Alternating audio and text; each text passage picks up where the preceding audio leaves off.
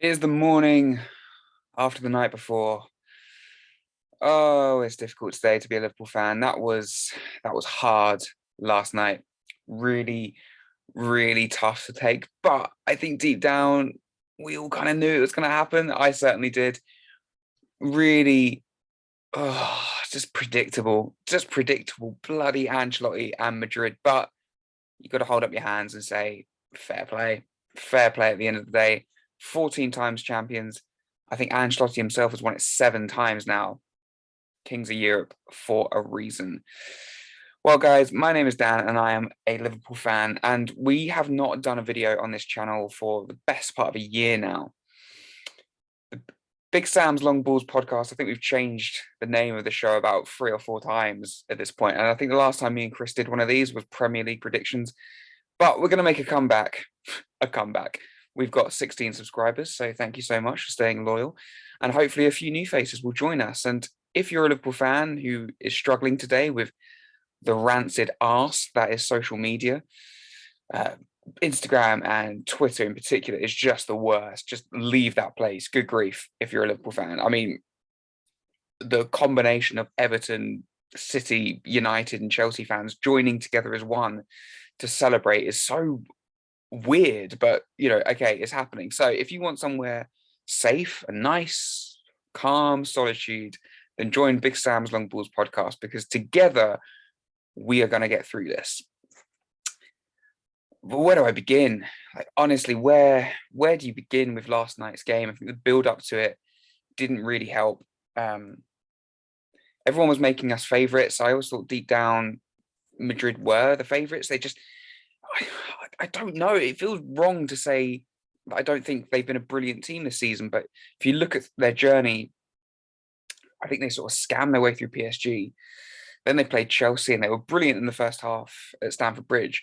But the 3 halves that followed, then Chelsea were the better team, by far and away the better team.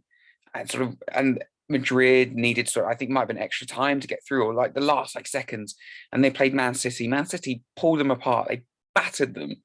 And again, they needed seconds of extra time to somehow scab their way past them. And then last night, it was kind of similar. Liverpool came out, probably played the better football, passed it better, pressed well, had chances. Courtois made save after save. He made some awfully fantastic saves, bastard. But you just knew, or I certainly felt it.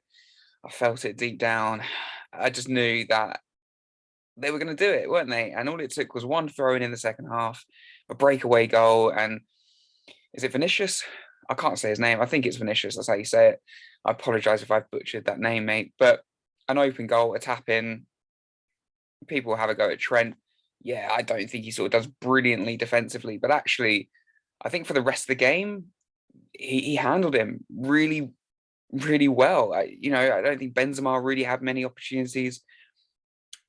Not like 4 years ago where, once Salah went off, Kroos, Modric, and Casemiro, it was embarrassing. They passed it through us. They dominated us.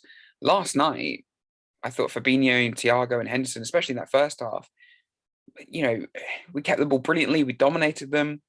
We made their midfield look very average at times last night, which I was in shock about. I thought Modric was going to run the show. That was my biggest fear, and it didn't really happen. Granted, probably more in the second half as things wore on. He started to get on the ball a little bit more, and Madrid found that rhythm. But still, it was not a masterclass from Madrid by any means.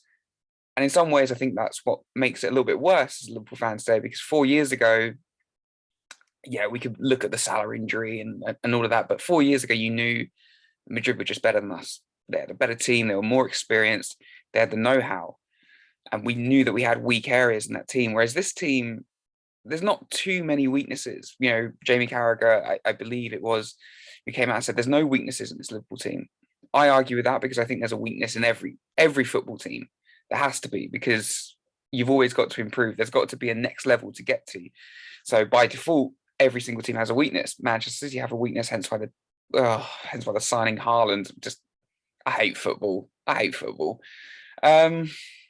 But yeah, let's talk about the game more.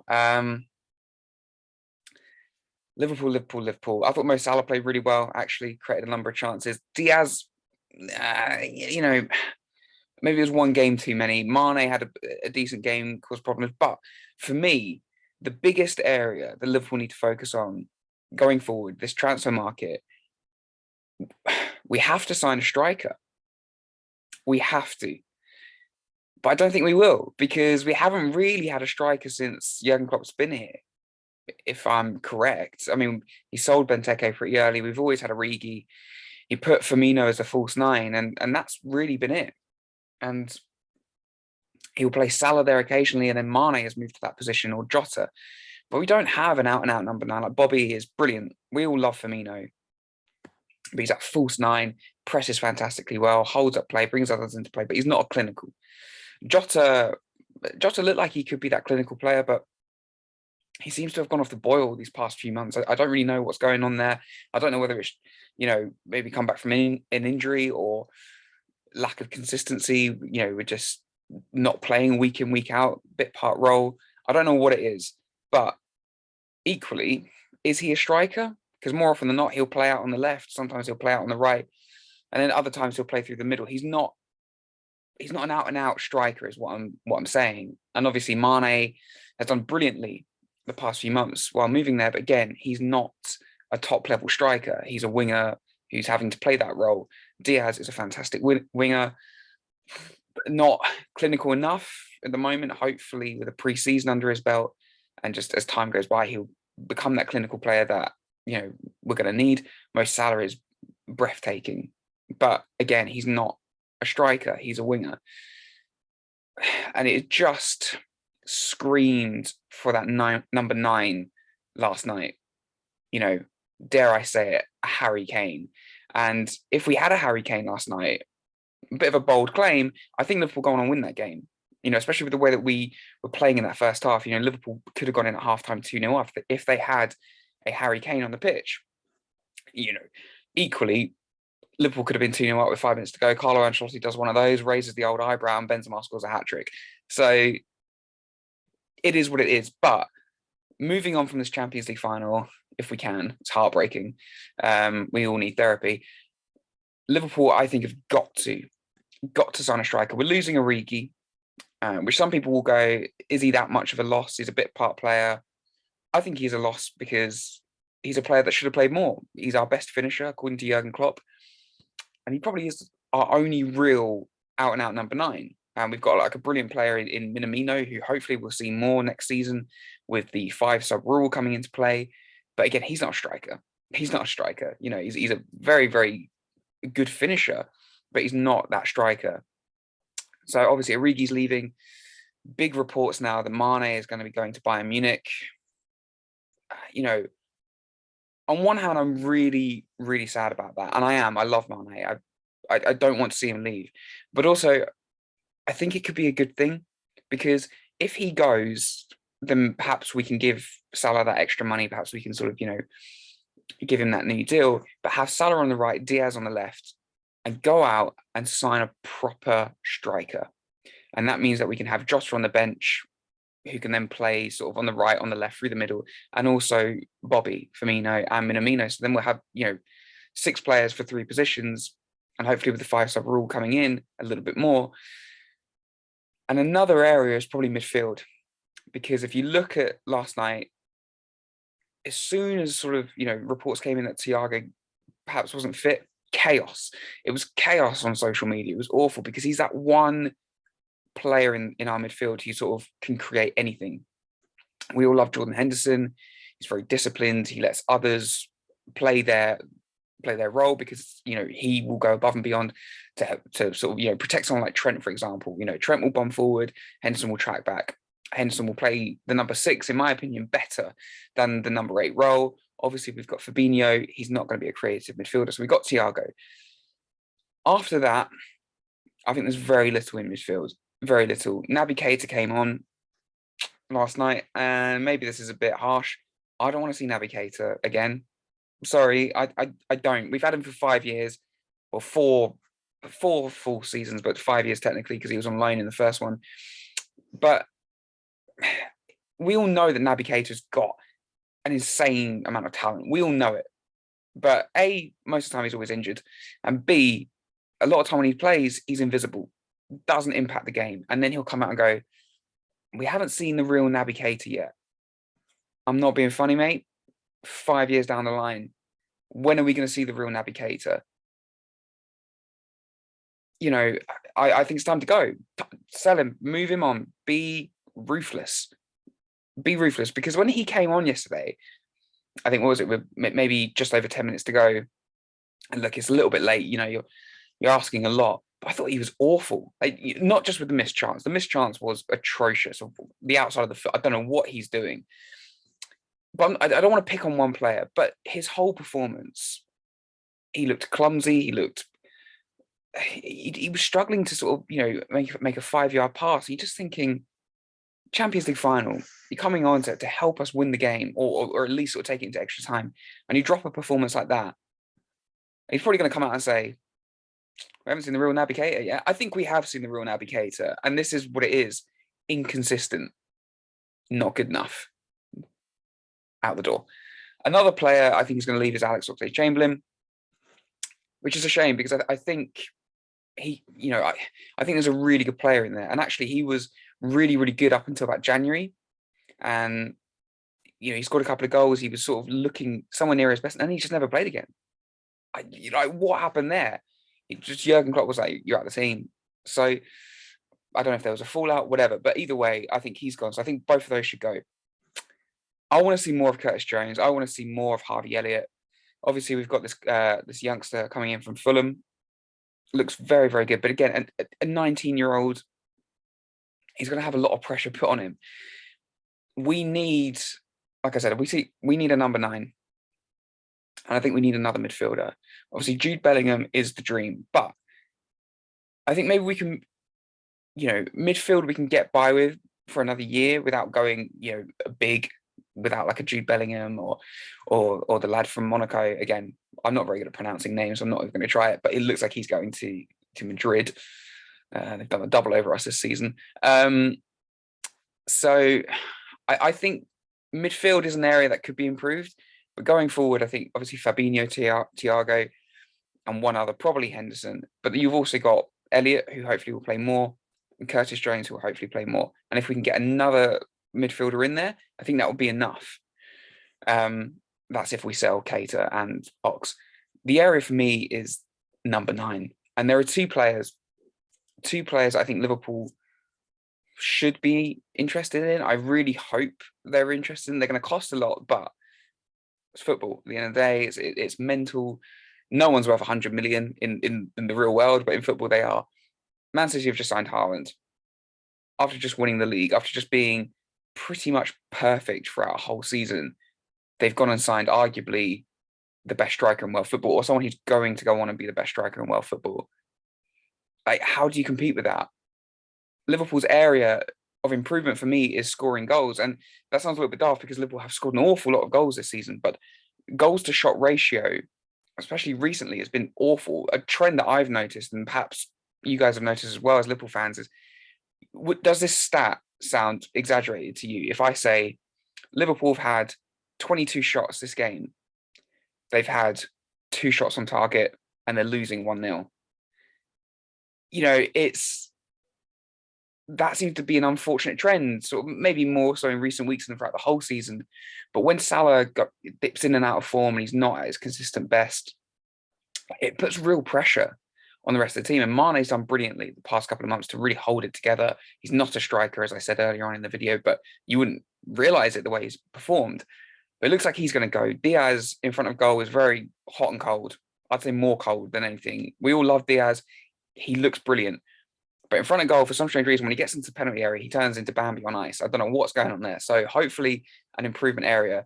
But a number 9, just a number 9, I'd love a striker. I've missed having a striker.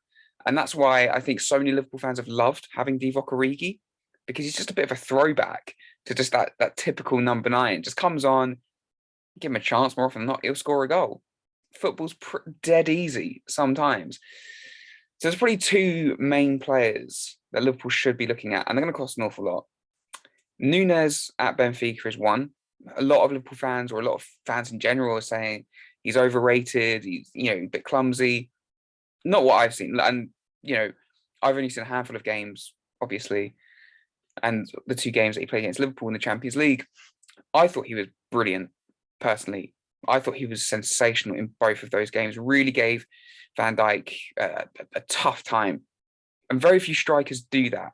Very few players in general give Van Dijk a tough time. More often than not, he looks on cruise control. Even last night, up against Karim Benzema, who is probably going to win the Ballon d'Or, and deservedly so.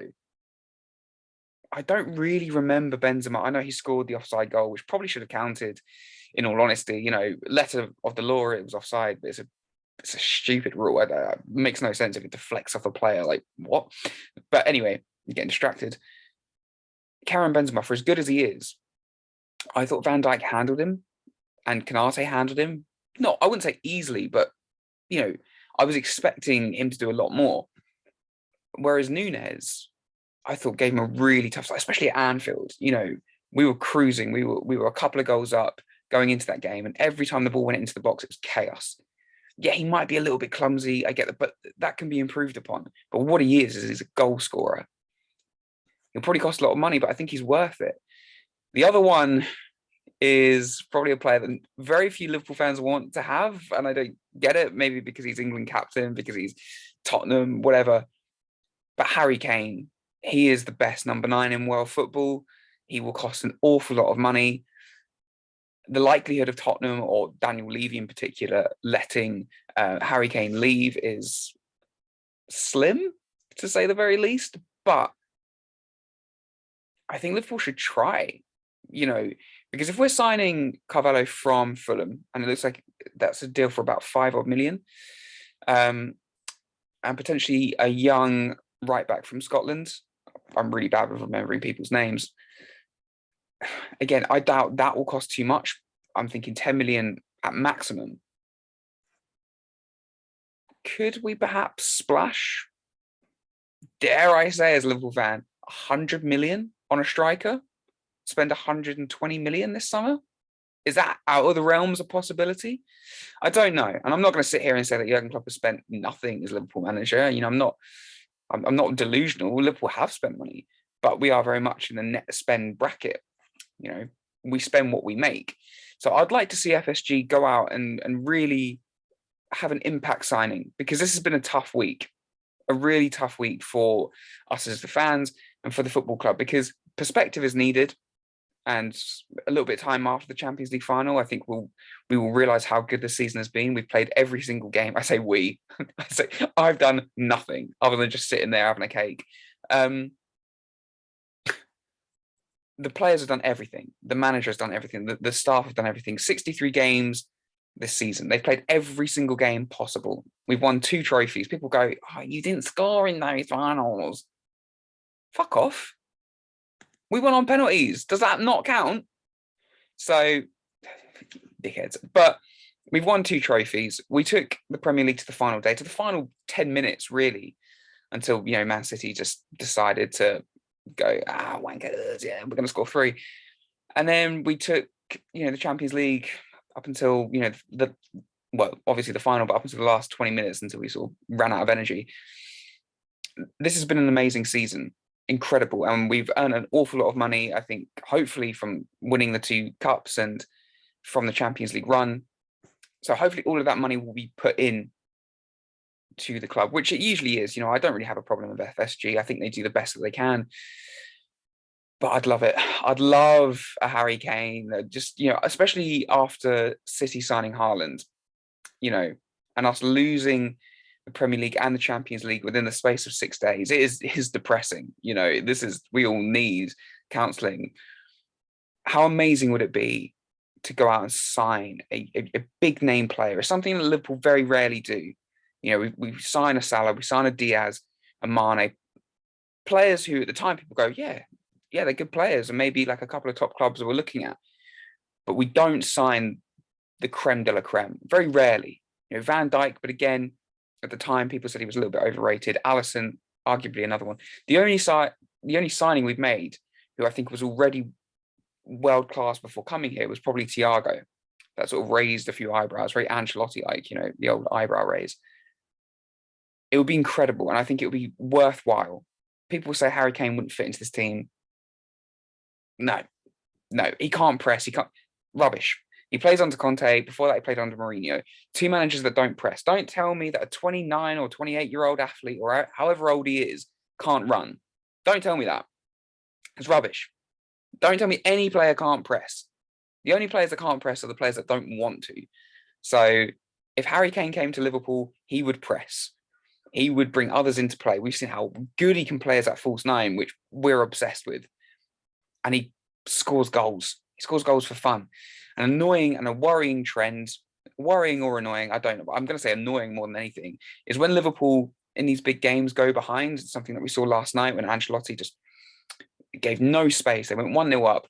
Liverpool panicked. Trent and Robertson whipping balls into the box blindly. You know, we don't have that height. We don't have that sort of, you know, I don't know how to describe it, but that sort of bullish, that big centre forward who's going to run and score a diving header. We don't have that. So I don't know why we seem to resort to those tactics of whipping the ball into the box when that's not how we play. So having someone like a Harry Kane on the end of Trent and Robbo's deliveries and Shimikas's as well, this guy will score 40 goals a season.